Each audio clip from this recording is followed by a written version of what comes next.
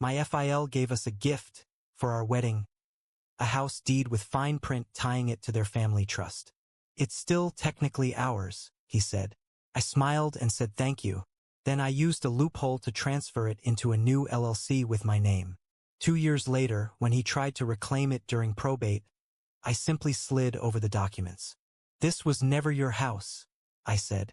It was your lesson. So yeah, I married into a family that looked great on the outside but treated people like pawns. My name's Derek. I'm from Cincinnati, Ohio. My parents were working class, the kind of people who paid their bills on time and never asked for anything. I didn't grow up with a lot, but I learned early how to work hard and think ahead. I got into property management after college. Nothing fancy, just steady. I like rules. I like paperwork. And I like knowing where I stand with people. My wife Maggie, she's everything to me. We met at a 4th of July party 6 years ago. I knew right away she wasn't like her parents. She's quiet but sharp, kind but nobody's pushover. The kind of person who apologizes when she's wrong and expects others to do the same. Her dad, Ron, never apologized. Ron was a lawyer, had his own practice, dressed like he was trying to impress a judge even on Sundays. He talked like a man who wanted to be feared more than liked. His wife, June, just nodded along with whatever he said. They weren't bad people, not on the surface. They did things that looked generous. They just made sure you knew they were doing you a favor. When Maggie and I got engaged, Ron didn't say congratulations right away. He just stared at me across his kitchen island and asked what I earned. Not how I felt about his daughter. Not if I planned to make her happy. Just what I brought to the table. I should have known then. At our wedding, Ron gave a toast. It was the kind of speech where he made jokes about how expensive daughters are. Everyone laughed politely. Then he brought out a sealed envelope and handed it to us in front of everyone. This, he said, holding it like a game show prize, is the deed to your new home. The crowd clapped. Maggie cried. I kept my smile steady.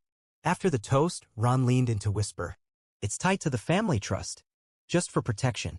Still yours to enjoy. You know, ours, technically. That word. Ours. I stayed polite. I shook his hand. I thanked him. Then I went home, opened that envelope, and read every single word of that deed. He gifted us the house, sure. But there were clauses, sneaky ones. The property was technically under the Ron E. Harwell Family Trust. He had the right to reclaim the asset in the event of major familial dispute or estate dissolution. It sounded harmless. It was meant to sound harmless. But I knew better. I work in property. I've seen people lose everything over one missed detail. I wasn't about to be one of them. So I started digging. Quietly. Turns out there was a small line in the deed's legalese that gave the current occupant certain rights if improvements were made without reimbursement from the trust. It was vague, probably meant to sound like a formality. But it gave me an idea. Over the next year, I renovated the house. Nothing flashy. Just enough. New roof. Upgraded electrical. A reinforced basement wall. I logged every receipt. Filed everything. Then I set up an LLC DNM Property Holdings. And through a legal twist, I sold the improvements and therefore partial interest in the structure to my LLC. Just the improvements. Not the land. That split the legal tie in a way the trust didn't account for. A year later, I bought out the remaining interest from myself. It was messy on paper but airtight legally. The house was now owned fully by my LLC. 2 years later, Ron had a heart attack. During probate, Maggie and I showed up with the other family members. June looked lost. Maggie tried to help where she could. I kept quiet. Then his estate lawyer started talking about the house. Said it needed to revert to the trust per the clause in the deed. I didn't flinch. I reached into my bag and pulled out a folder. I slid it across the table. Inside was the chain of ownership. The paperwork showing how the house had been legally transferred through loopholes Ron himself had left open. The lawyer flipped through it. His face went pale. June didn't say a word. Maggie just looked at me. Then I said it clear as I could, this was never your house. It was your lesson. After that day, I figured it was done. I didn't expect anyone to thank me, but I thought they'd leave us alone. I was wrong. 2 weeks after probate, Maggie got a call from her brother, Lucas. He's younger than her by 5 years, always in and out of jobs, living off handouts from Ron. He was furious. You stole from us, he said. Maggie put him on speaker. I listened in silence. That house was Dad's legacy, Lucas yelled. You tricked him. You took it. Maggie tried to stay calm. He gave it to us for our wedding. You know that. He gave it as part of the trust. It wasn't just for you. It was for the family. You're just married to Derek. You don't get to own everything. That was the first real shot across the bow. Then the letters started. Certified mail. One from June's new attorney claiming I had acted in bad faith. That I manipulated an elderly man. That I abused my position as a son-in-law. Thing is, I'd been expecting it. I had documents. Witness statements from contractors. A paper trail showing the timeline of every improvement, every filing, every single penny spent out of our personal account. I sent back copies through my lawyer. Not once did we breach the deed. We just worked the gaps. Then June showed up at the house. It was a Wednesday morning. Maggie was at work. I was on a Zoom call when I saw her standing at the front door through the Ring camera. I stepped outside. She looked tired. Not in the sad way. In the bitter, worn-down kind of way. She stared at the siding, the new gutters, the painted door. You planned this, she said. I didn't deny it. Ron was trying to protect his legacy. He was trying to control Maggie, I said. Even from the grave. She didn't argue. Just said, you ruined this family. I looked at her. Really looked at her. No, Ron did that. I just made sure he didn't take us down with him. She left without another word. But things didn't die down. Lucas filed a civil suit 3 months later. Claimed undue influence. Said I manipulated Ron when he was vulnerable. Tried to drag my name through the mud. Even brought up old college roommates to say I'd always been calculating. They didn't realize I'd kept records for everything. And my lawyer was better than theirs. But here's the twist. One day, Maggie found something in a shoebox in the back of her parents' closet. Old financial records, and a handwritten note. It was Ron's, and it wasn't just about the house. The note was folded between faded tax returns and copies of old wills. Maggie found it in a shoebox marked Spring 2001, stuffed behind dusty Christmas decorations in her mom's attic. We wouldn't have even gone up there if she hadn't been looking for childhood photos to show our daughter. The handwriting was unmistakably Ron's, tight, slanted to the right, like every word was in a rush.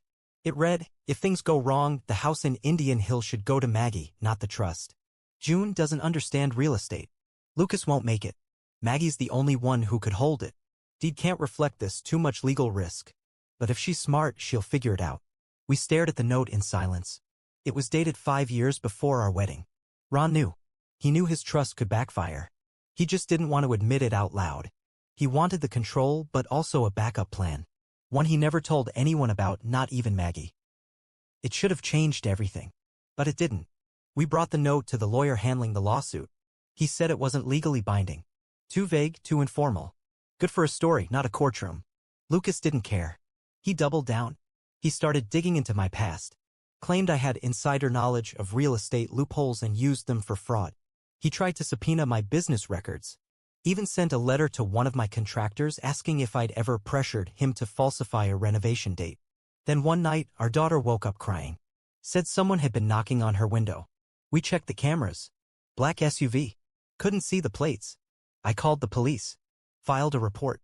Nothing came of it. But Maggie looked at me and said, we need to end this. I agreed. But not the way she meant. I started my own digging. And I found out something about Lucas. He'd been taking cash from the trust for years. Little payments labeled consulting, even though he hadn't held a steady job since 2017. Ron had kept it quiet, probably ashamed. Maybe trying to fix his son by paying him off. But now that Ron was gone, the payments had stopped. Lucas wasn't mad about the house. He was scared. Desperate. Probably broke. I handed the documents to my lawyer. But before we could file anything, Lucas made a move I didn't see coming.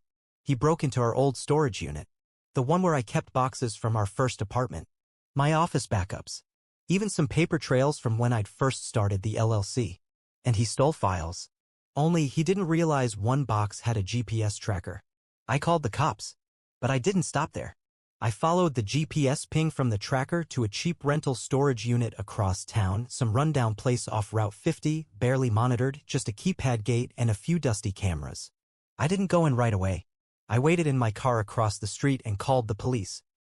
When they arrived, I handed them the paperwork, the tracker proof, the missing documents list, the camera footage from the unit we rented. It was enough. Inside the unit, they found the boxes. Lucas had broken them open, looking for something he could use. He'd circled things in red pen, highlighted parts of contracts. But he didn't understand half of what he was reading. They arrested him for theft and unlawful entry. That should have been the end. But it wasn't. At the hearing, Lucas's attorney made one last play. Claimed I manipulated Ron, exploited a grieving, aging man, and used legal tricks to take the house. Said Maggie and I had conspired to steal from the trust. And that's when Maggie stood up. She asked the judge if she could speak. She told the story, her story. How her father had used money to control people. How he tried to dress manipulation as protection. She told them about the note she found, Ron's own words. She said, he didn't trust my brother. He barely trusted me. But he gave us this house with conditions because that's who he was. My husband didn't trick him. He saved us from a man who never gave anything without expecting to pull the strings. The courtroom was silent. Even the judge just nodded slowly. The lawsuit was dismissed. Lucas was hit with fines and a restraining order. But it didn't feel like a win. Maggie was different after that. She stopped talking to her mother. Didn't even go to Christmas. June sent cards but never called. The family fractured and never came back together. We kept the house, but we moved out 2 years later. Too many memories. Too much history in the walls. Before we left, I stood alone in the living room one last time. I thought about everything, Ron's games, the lawsuits, Lucas breaking into our life. And I thought about what I did. I had planned it. I had used the loopholes. I didn't manipulate Ron. But I didn't tell him either. I saw the opportunity and took it. Because I knew people like him. I knew they never give anything without a hook. So I built scissors. And I cut the line. Before I left, I taped a copy of the original deed and the LLC transfer paperwork to the inside of the kitchen cabinet. Just in case anyone ever came looking. On it I wrote, you thought this house was your legacy. It wasn't. It was your leash. And I broke it. We never heard from Lucas again. But sometimes late at night when I hear a knock at the door, I still wonder. Not if I did the right thing, but if Maggie ever forgave me for doing it my way. Because revenge doesn't always feel like justice. Sometimes it just feels like silence.